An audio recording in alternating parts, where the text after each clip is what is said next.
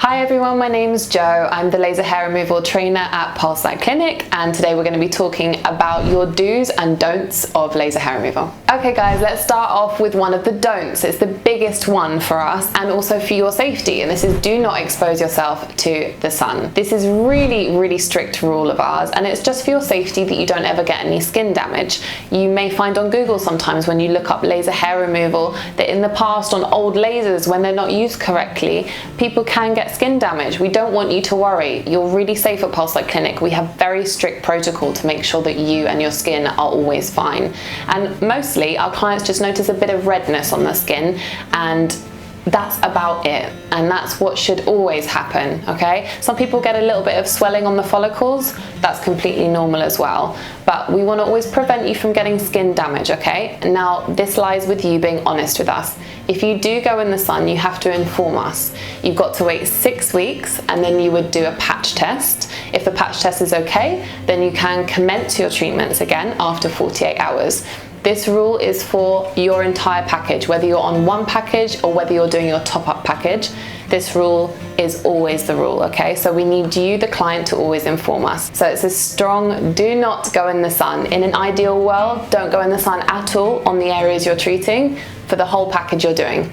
Why? Because then you can keep your treatments every 6 to 8 weeks for the body or every 4 to 6 weeks for the face, and you get the best results because we catch your hair in the anagen phase, which is when your blood vessels are feeding your hairs. That's when laser works the best. So we don't just tell you these rules for no reason, it's for good results and for your safety. Okay, next up guys, this is another do not. We do not want you to tweeze, to pluck, to wax, to epilate. Basically, we don't want you to do anything to your hair apart from shaving in your whole package. Again, this goes for at any point during your whole laser hair removal experience. The reason for this, if you're wondering, is when we use laser hair removal machines on you, the light transferred into heat is going right through your hair follicle, right to the bulb of your hair, and it's disturbing your blood vessels and the environment that grows your hair, okay? That's where the laser's doing all its work, and to then in between pluck a hair out and disturb the root of the hair, it will affect what we're trying to do, okay? So we don't want to compromise anything. You're spending your money on something that's a great investment and you want to get the best out of it. So anyone that loves plucking, you're going to have to drop the tweezers for a bit, okay? You've got to think about this. You might hate shaving, but throughout your hair removal journey, your hair is going to get finer and finer. It's going to get softer in texture. You're not going to have that horrible, stubbly hedgehog feel that everyone hates, and what people describe as strawberry skin, okay, like a plucked chicken. I hear all these comments from so many clients. It's not just you, everyone has got this, okay, at some point in their life. So you may hate the shaving, but it's for a reason that we recommend this, okay? You just want to remove the hair off the surface and not affect the root. Generally, it's best if you avoid hair removal cream because of the chemicals in it, but this is something you could use potentially if you really hate shaving, but we recommend shaving above anything else. So really drop the tweezers, quit your waxing. There's a reason why you're doing laser hair removal. Okay, so next on your list of things you need to avoid is lotions, deodorants, oils, sun creams, basically products on your skin, and very importantly, makeup as well. Okay, the reason for this is that, especially with things that are pigmented, such as makeup, the laser loves pigment, it loves melanin. So something really bad could happen if you've got makeup on still and we go over it. The laser will love it and will be so attracted to the pigment, okay? So we recommend, although we can remove your makeup for you, it's best if you come in makeup free. However, we do understand and want to empathize with our clients that some people coming in may not feel comfortable not wearing makeup, okay? I've had a few clients in this situation, and we don't want to discriminate against anyone feeling comfortable having their face of makeup before they come in. Do us a favor though, maybe when you come in, if you can go to the bathroom and use a wipe and get off the worst of the makeup, but our practitioners are here with makeup remover and cotton pads, and they can get rid of the worst of it for you. That is their job, to do that, to make sure the skin is clean before a treatment, okay? We certainly can't allow you using anything like fake tan on the body, however. This is obviously a pigmented substance that's meant to sort of sink into your skin and stay there, and even some products, they then develop more color the longer that they're on. So we recommend that you avoid fake tan at least 3 to 4 weeks before your treatments. Preferably though, none at all during your whole package. That's a lot easier.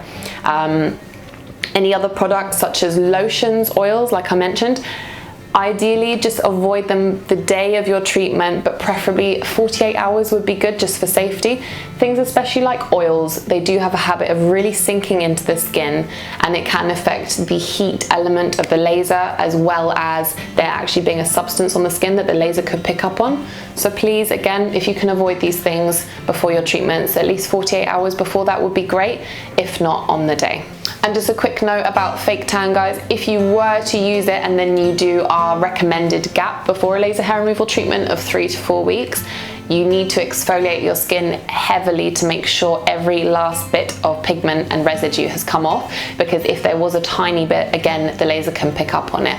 We need to be extra safe at all times, so we need you, the client, to do your best job at exfoliating and scrubbing it off of your skin. And another thing on the list of things you cannot do with laser hair removal, now let's talk about sort of things that you need to avoid after your treatment, because think about it, this light from the laser, it creates a lot of heat in your skin. A lot of clients don't even feel much difference afterwards, I have to be honest. Some people might feel it's a little bit warm, tiny bit sensitive, but most clients don't really feel a difference afterwards.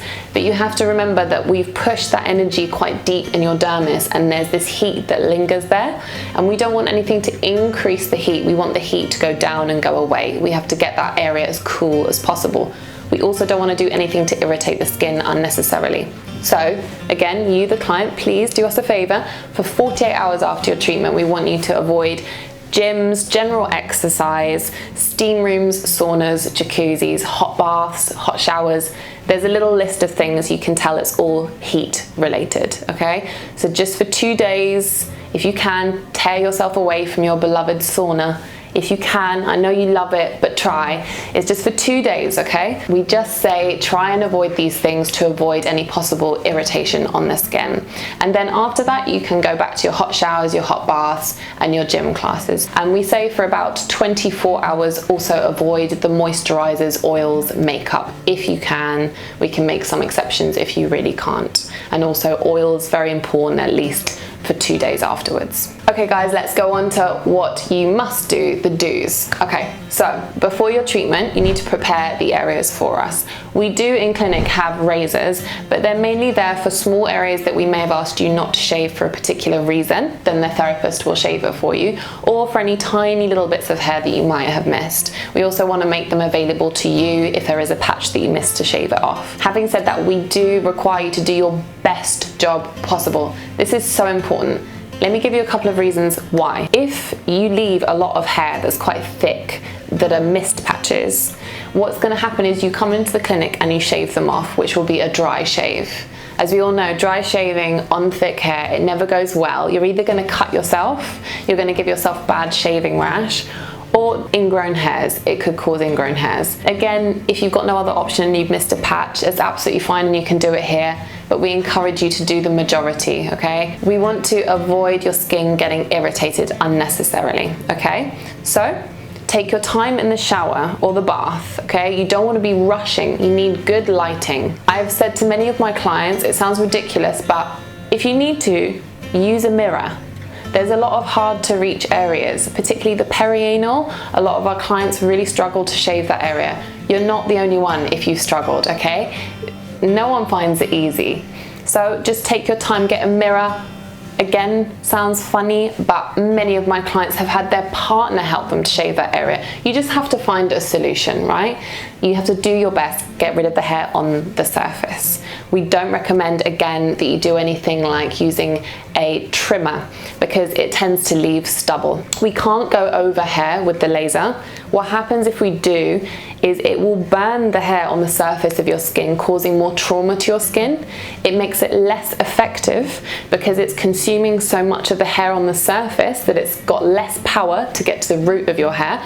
The root is the bit we need to get to. And also, it makes it much more painful for you. A lot of clients have questions about pain. It's tolerable pain, in some cases a little bit more sensitive, but always manageable. Again, if we go over hair, it's not only more uncomfortable for you, but less effective. So please take that time, prepare well at home, and everything will be a lot easier for you. Another thing we encourage our clients to do after every treatment is to exfoliate. Leave it about a week. use a glove or a scrub, preferably a glove. We don't want you to use a chemical-based scrub, and please just exfoliate the area. The reason for this is we need those hairs to come out of your follicles after your laser. Now, they do generally drop out by themselves, but as we all know, a lot of areas of the body have thick hair that at the best of times struggles to get out of your skin, or it gets ingrown. So the exfoliating helps those hairs to come out of the surface of the skin, sometimes the hardest part for the hair. The root will be gone from the laser, so once that hair's come out the follicle, you're fine and it will shed. But sometimes it getting out is difficult. So after a week, get that glove, exfoliate the area, and you might start to see that the hairs are just coming out with the glove. It can, let me just mention, take up to 3 weeks for your hairs to shed. So give it a little bit of time if the hairs are thicker. So as I may have highlighted earlier, it's very important if you get any sun exposure, you have got to let us know. We aren't just gonna magically know if you've been out to the park, and perhaps you haven't planned to go to the park and your friends went out and it was just spontaneous. These things happen. We just want you to be honest with us. That's all we ask. We don't want you to fabricate that you had a bit of sun, because the outcome could be that you get skin damage, okay? We want to always avoid that. So if you've had any sun exposure, make sure you give us a call to notify us. The receptionist will take your call, they'll book you a patch test 6 weeks after the sun exposure. If you've used fake tan, it's just important that you know the 3 to 4 week gap rule and that you need to exfoliate, as I mentioned earlier. Please make sure you do this. You don't require a patch test after fake tan, you just have to be vigilant making sure that pigment has come off the skin. So again, the responsibility is with you. If you notice you still haven't got it off and your appointment's tomorrow, please give us a call, just be honest that you've struggled to remove it, because what's going to happen if you just come in, your therapist will ask you lots of questions. They'll be very strict with you to make sure that they're being safe, and if they realize there's pigment left, they will probably refuse your treatment just for your safety. And the last thing on the list, guys, is if any of you find laser particularly uncomfortable, there is a numbing cream that you can purchase from a pharmacy. Now, we don't openly advise everyone to just use this, because we don't want to convey to everyone that it's going to be a level of pain that you can't tolerate. I'm being honest with you, having had laser myself, it's not a level of pain that's intolerable. For me, it was not even close to that. It's much less painful than waxing. You have to remember every client has a different pain threshold, okay? So some people find it sensitive, some don't. But if you did, and you'd had a couple of treatments and you think, I really can't tolerate this, you can buy a numbing cream, okay? We recommend Emla cream. It's a 5% cream. You would put it on 2 hours before your appointment. You need to make sure you use copious amounts of the cream for it to actually work. You would then need to cling film wrap the cream onto your skin. Okay, so if it was on your lower leg, for instance, you would wrap cling film all around your leg to hold the cream onto your skin for those 2 hours. When you come to the clinic, you would then vigorously remove the cream, and we would help you to do that. I have to say though, guys, majority of our clients are completely fine without it, okay? And that's me being completely honest with you. It's not a level of pain usually that's intolerable, but the option is there for you. Okay, that's it from me. Thank you so much for watching. Again, I hope it's been informative, and maybe I've answered some questions that you had in your mind that you hadn't asked anyone yet. Maybe you've been everywhere on Google trying to find a solid answer and everyone says something different. I can stand by everything I've said, as I've done laser hair removal on myself and have been a trainer at the company, methodically going through what works and what doesn't, okay? Now, lastly, I just wanted to say goodbye. Thank you again. If you want to book a consultation with us, head to our website, our social media, give us a call. You can even walk in. And again, please remember, if you've been struggling with things like waxing, you've had never-ending ingrown hairs, you've had trauma to your skin because of that, bad pigmentation, anything like that, are you sick of shaving every single day, you get cuts on your skin, please know that laser hair removal works. It's reducing the thickness of your hair every time you come in. It gets soft. Even just that, and it not being gone yet, is a dream. So you need to do it, okay? Give us a call and we'll see you soon.